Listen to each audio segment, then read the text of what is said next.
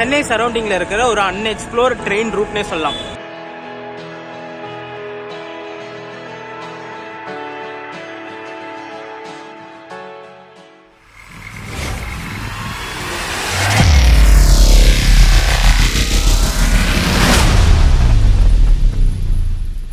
Hi guys, welcome back to our channel.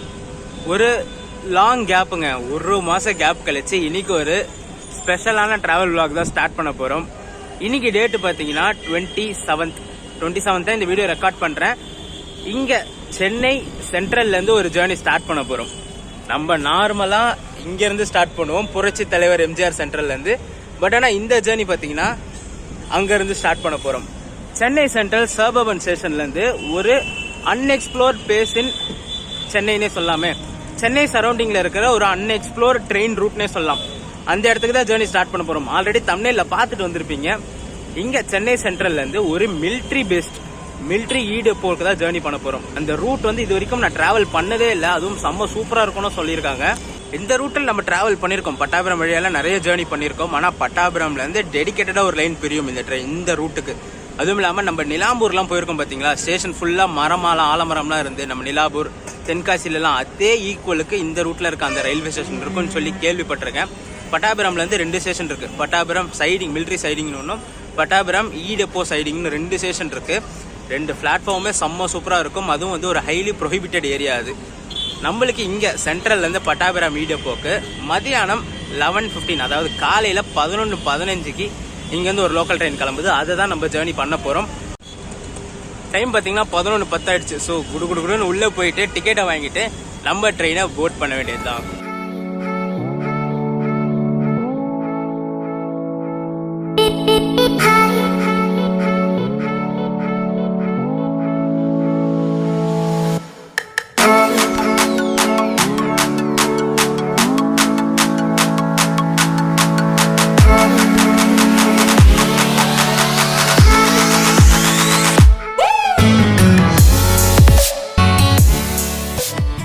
இந்த 3 counter பார்த்தீங்கன்னா local train and suburban ட்ரெயின்ஸுக்காக.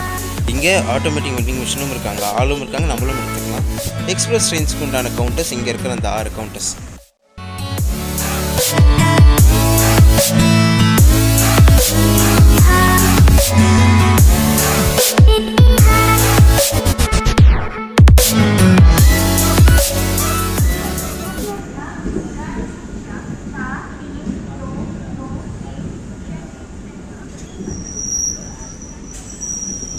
நம்ம இந்த பட்டாபிரம் லோக்கல் பாத்தீங்கன்னா சென்ட்ரல் ஸ்டேஷன்ல பிளாட்ஃபார்ம் நம்பர் 13ல இருந்து தான் டிபார்ட் ஆச்சு.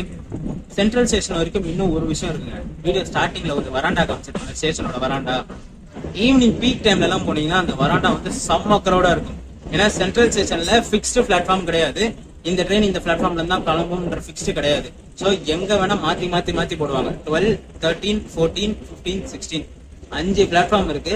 அரக்கோணம் போற ட்ரெயின்லாம் 16லயும் போடுவாங்க, தூக்கி 12லயும் போடுவாங்க. ஸோ அது மாத்தி இருக்கிறதுனால ஈவினிங் பீக் ஹவர்ஸ்ல செம்ம கிரௌடா இருக்கும் சென்ட்ரல் ஸ்டேஷன்ல. நம்ம ட்ரெயின் பாத்தீங்கன்னா கரெக்டா 11:15 டாட் ஆன் டைம் சென்ட்ரல் வந்து டிபார்ட் ஆயிடுச்சு. ஏன்டா முன்னாடியே ஸ்டேஷன்லயே பேசுறேன்னு பாத்தீங்கன்னா நான் பேசினேன். நம்ம பையன் போனை திரும்பி வேலையை காட்ட ஆரம்பிச்சிட்டான். ஒரு மாசமா வீடியோ எடுக்கல, ஸோ டச் விட்டு போச்சு பழகுது. கரெக்டா ஹேங் ஆயிடுச்சு. நான் பேசின கிளிப்பிங்ஸும் சேவ் ஆகல. ஸோ டிபார்ச்சர் எடுத்து முடிச்சுட்டு ட்ரெயின்ல உட்காந்து பேசுறேன் நான். இது ஒரு யூஸ்வலான ரூட்டா தாங்க இருக்கும் பட்டாபிரம் வரைக்கும். பட்டாபிரம்ல இருந்து நம்ம ட்ரெயின் ரைட்ல ஒரு டைவர்ட் எடுத்து ஒரு டிஃப்ரெண்டான ரூட்ல போகும். ஒரு அன்எக்ஸ்ப்ளோர் ரூட்னே சொல்லலாம் சென்னை சரௌண்டிங்ல. நானே என் லைஃப் டைம்ல இப்பதான் ஃபர்ஸ்ட் டைம் அந்த ரூட்ல போக போறேன். எப்படி இருக்கும்னு தெரியல. ஒரு ப்ரொஹிபிட்டட் ஏரியான்னு சொல்லியிருக்காங்க. பட் ஆனால் ட்ரெயின் போது, ஸோ மக்கள் நடமாட்டம் இருக்கும் தான் நினைக்கிறேன். என்னால் எவ்வளவு கவர் பண்ண முடியுமோ அவ்வளவு கவர் பண்ணி வீடியோல காட்டுறேன். வீடியோ எண்ட் வரைக்கும் ஸ்கிப் பண்ணாம பாருங்க.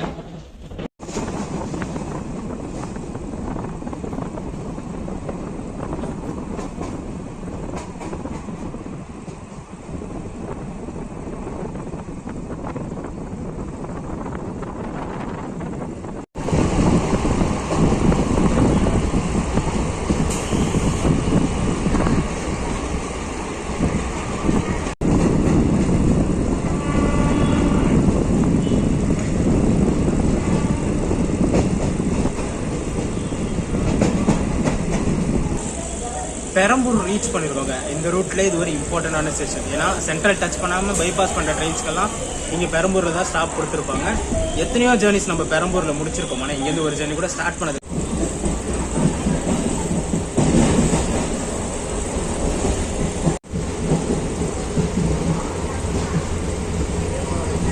ட்ரெயின் டிக்கெட்டு காமிச்சிருப்பேன். நான் 2 டிக்கெட்டாக காமிச்சிருப்பேன்.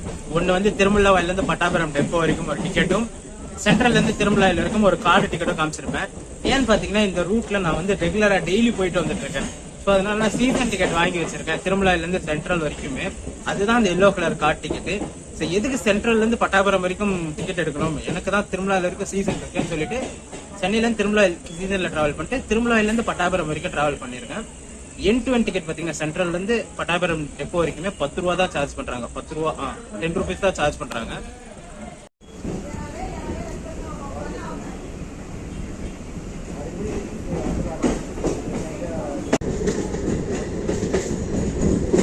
இதை வந்து ஐசிஎஃப் யார்டுன்னு சொல்லுவாங்க. ஐசிஎஃப்ல ப்ரொடக்ஷன் பண்ண ட்ரெயின்லாம் உள்ள ஒரு யார்டு இருக்குது. அங்கே டெஸ்ட்டெல்லாம் ஓட்டிட்டு ஃபைனல் டிஸ்பேச்சுக்காக இங்கே வில்லியகாம் ஸ்டேஷன் கிட்ட இங்கே எடுத்துகிட்டு வந்து போடுவாங்க.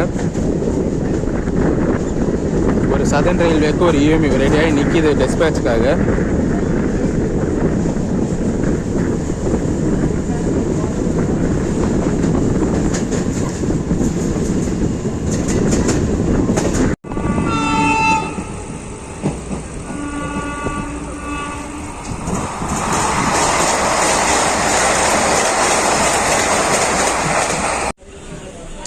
இந்த ஜேர்னி போகிறதுக்குள்ளே நம்ம போகிறோம் பார்த்தீங்களா பட்டாபுரம் மிலிட்டரி சைடிங்.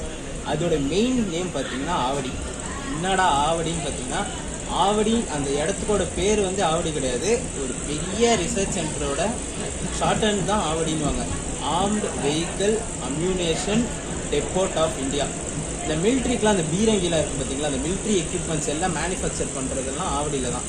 ஆவடி வந்து home of HVF, ODF, OCF, CVRDE அப்படின்னு சொல்லுவாங்க. ஹெச்விஎஃப்னா ஹெவி வெஹிக்கிள் ஃபேக்ட்ரி, ஓடிஎஃப்னா ஆர்டினன்ஸ் ஃபேக்ட்ரி போர்டுன்னு சொல்லுவாங்க, ஓசிஎஃப்னா ஆர்டினன்ஸ் க்ளோத் ஃபேக்ட்ரி. அந்த மிலிட்ரி ட்ரெஸ் எல்லாம் இருக்குது பார்த்தீங்களா, அதுக்கு உண்டான எக்யூப்மெண்ட்ஸ்லாம் அங்கே ரெடி பண்ணுற இடம். மெயின் சிபிஆர்டிஇ அப்படின்னு பார்த்தீங்கன்னா combat vehicle research and development establishment. இந்த மிலிட்ரி பேஸ் எல்லாமே வந்து இங்கே ஆவடியிலேருந்து தான் ப்ரொடக்ஷன் ஆகி போகும். அந்த பீரங்கிலாம் இங்கேருந்து ப்ரொடக்ஷன் ஆகி போகும். நம்ம லக்கு அந்த பீரங்கி வண்டிங்கெல்லாம் இருந்துச்சுன்னா காட்டுறேன். கண்டிப்பாக பட்டாபுரம் சைடிங்கில் ஒரு யார்டே இருக்குது, அந்த யார்டில் தான் அங்கே நிற்க வச்சுருப்பாங்க. நம்ம லக் இருந்துச்சுன்னா கண்டிப்பாக காட்டுறேன் நான்.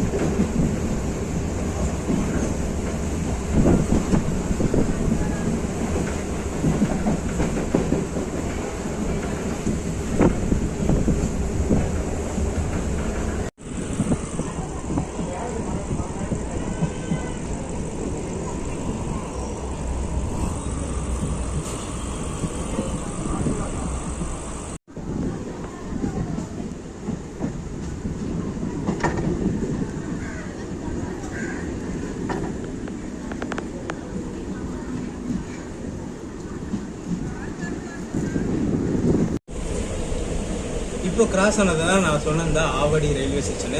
இந்த ரூட்ல இது ஒரு இம்பார்ட்டண்டான ஸ்டேஷன், பட் ஆனால் மேஜர் ஸ்டேஷன் கிடையாது, இம்பார்ட்டண்டான ஸ்டேஷன். எக்ஸ்பிரஸ் ட்ரெயின்ஸும் ஆல்ட் இருக்கு ஆவடியில். மொத்தம் 4 எக்ஸ்பிரஸ் ட்ரெயின் ஆல்ட் இருக்கு. Mangalore super fast express, Thiruvananthapuram mail, morning Alappuzha Chennai express, அப்புறம் Garudadri express. 4 express trains halt இருக்கு இந்த ஸ்டேஷனில். ஒரு இம்பார்ட்டண்டான ஸ்டேஷன் தான் சொல்லலாம் இந்த ரூட்டில். சிக்னல் டைவர்ஷன் தெரியுது பார்த்தீங்களா, இங்கேருந்து தான் நம்ம ட்ரெயின் டைவர்ட் ஆகும். இந்து காலேஜ் ஸ்டேஷனுக்கு அடுத்து தாண்டோன்னே டைவர்ட் ஆகிடும் நம்ம train.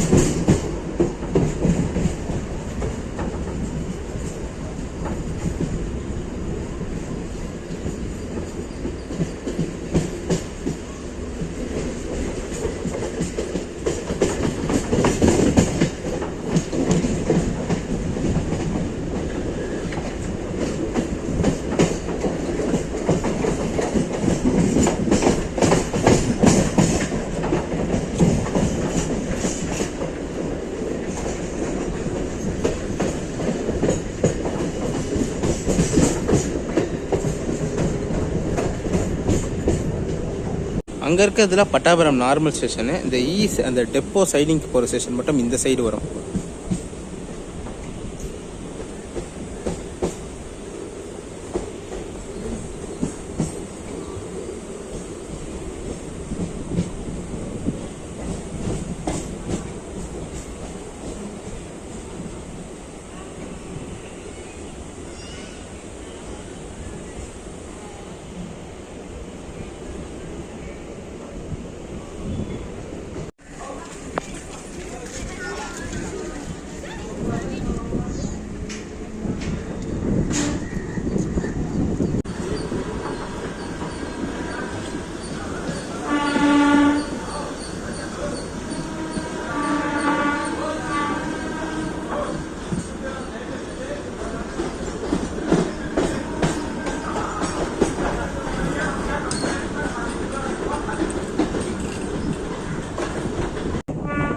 Most of the crowds பார்த்தீங்கன்னா பட்டாபுரம் ஸ்டேஷன்லேயே இறங்கிடுச்சு. இதுக்கு அடுத்தது மிலிட்ரி சைடிங் போகிற வரைக்குமே இது ஒரு சிங்கிள் லைன் தான். அதுவும் ரெஸ்ட்ரிக்ஷன் ஸ்பீடோட தான், மேக்ஸிமம் ஸ்பீட்லாம் கிடையாது.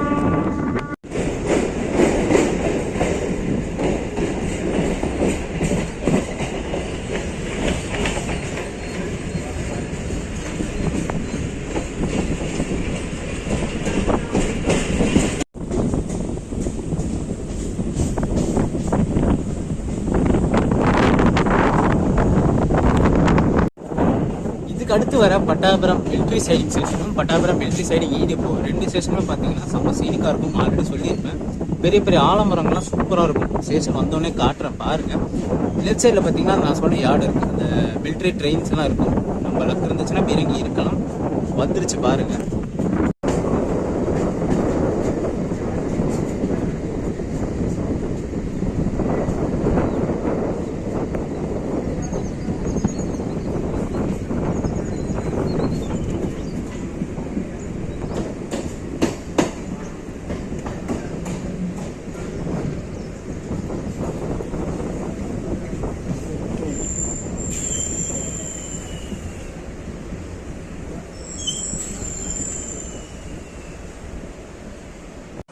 இதுதாங்க நான் சொன்ன அந்த யார்டு. பட் ஆனால் இந்த எக்ஸ்பிரஸ் ரேக்குக்கு பின்னாடி இருக்குது அந்த மிலிட்ரியோட ரேக்கு. பட் ஆனால் அது காலியாக தான் இருக்குது, பீரங்கி எதுவும் இல்லை.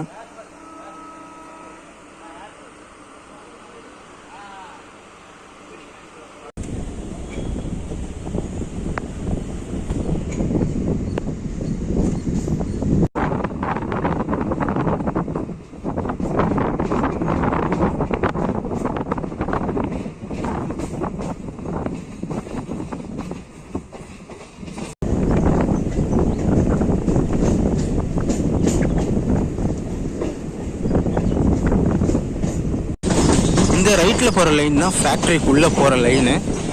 நம்ம நேராக போகிறது வந்து இந்த ஸ்டேஷனுக்கு போகிற லைன் இது.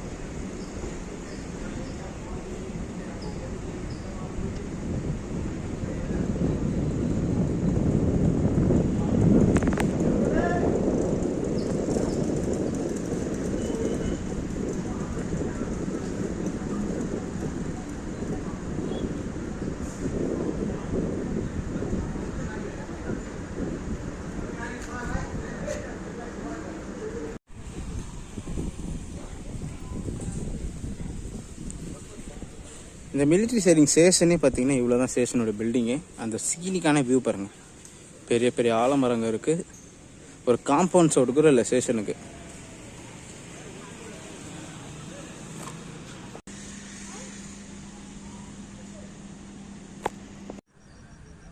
இந்த ட்ராக்கோட ஃபைனல் எண்ட் பாயிண்ட் பார்த்தீங்கன்னா இங்கேயோட முடிஞ்சிருது. இதுக்கு மேலே எதுவும் கிடையாது, அஃபீஷியலாக எதுவும் கிடையாது. பட் ஆனால் இதுக்கு முன்னாடி ட்ராக் இருந்துச்சு. HVA ஃபேக்ட்ரிக்கு முன்னாடி ஒரு லைன் காமிச்சேன் பார்த்தீங்களா, அது இப்போ கொஞ்சம் தான் முன்னாடி போட்ட லைன் தான். பட் ஆனால் அதுக்கு முன்னாடி பார்த்தீங்கன்னா இந்த லைன் வழியாக தான் டேரெக்டாக ஃபேக்ட்ரிக்குள்ளே போகும். ஆனால் அந்த பாயிண்ட்டோட ட்ராக் முடிஞ்சிருச்சு. அதுக்கு அப்புறம் பார்த்தீங்கன்னா அந்த அபேண்டன்ட் பிரிட்ஜஸ் எல்லாமே இருக்கும். இப்போ ட்ரெயின் கிளம்புறதுக்குன்னா எக்ஸாக்டாக 2 minutes தான் இருக்குது. அதுக்கு அடுத்து நம்மளுக்கு கனெக்டிங் கிடையாது. ஸோ என்னால் அது வரைக்கும் போய் காட்ட முடியல. பட் ஆனால் கூடிய சீக்கிரம் அடுத்த டைம்ஸ் எல்லாம் கிடைக்க சொல்ல கண்டிப்பாக வந்து இந்த இடத்த எக்ஸ்ப்ளோர் பண்ணுவோம். பட் ஆனால் இது வந்து ஹைலி ப்ரொஹிபிட்டட் ஏரியா. இங்கெல்லாம் பார்த்தீங்கன்னா வண்டியே போகாது, மிலிட்ரி வண்டிங்க தான் இருக்கும். Pattabiram military siding depot reach ஆயாச்சுங்க. இந்த சைடு பார்த்தீங்கன்னா ஃபுல்லாக மிலிட்ரி ப்ரொஹிபிட்டட் ஏரியா தான். வண்டிங்களே போல் மிலிட்ரி வண்டிங்க மட்டும்தான் போகுது. இந்த சைடான நார்மல் வெஹிக்கிள்ஸ் போயிட்டுருக்கு பிளாட்ஃபார்முக்கு. இந்த சைடு மழை தூர ஆரம்பிச்சிச்சு. நம்ம ட்ரெயினும் சிக்னல் போட்டு ரெடி ஆகிட்டாங்க. ஒரு சூப்பரான ரூட்டாக தான் இருக்கும். புதுசாக எக்ஸ்ப்ளோர் பண்ணி காமிச்சிருக்கோம். இது வரைக்கும் எனக்கு தெரிஞ்சு யாரும் வீடியோ போட்டதில்லை. யாராச்சும் போட்டிருந்தாங்கன்னா மறக்காமல் கமெண்ட்டில் சொல்லுங்கள். முதலே சொல்லியிருப்பேன். இந்த வீடியோ ஜாயின் பண்ணிக்கிறேன். வீடியோ பிடிச்சிருந்தா மறக்காமல் லைக் அண்ட் ஷேர் பண்ணுறேங்க. நம்ம சேனலுக்கு புதுசாக வந்தீங்கன்னா சப்ஸ்கிரைப் பண்ணி பெல் ஐக்கான் தட்டிட்டு போங்க. அப்புறம் இந்த ரூட் எப்படி இருந்ததுன்னு சொல்லி மறக்காமல் கமெண்ட்டில் சொல்லுங்கள். என்னை பொறுத்த வரைக்குமே பட்டாபிராம் மிலிட்ரி சைடிங் தாண்டினோன்னு எனக்கே லைட்டாக ஒரு கூஸ் பம்ப்ஸ் மாதிரி தான் ஆகிப்போச்சு. ஏன்னா செம்ம யூக்காவாக ஃபுல்லாக மிலிட்ரி ஆளுங்களே தான் இருந்தாங்க. ஒரு பயமாகவே ஆகிப்போச்சு என்னால் வீடியோ எடுக்கிறதுக்கு. ஆனாலும் எடுத்து முடிச்சாச்சு. டடா.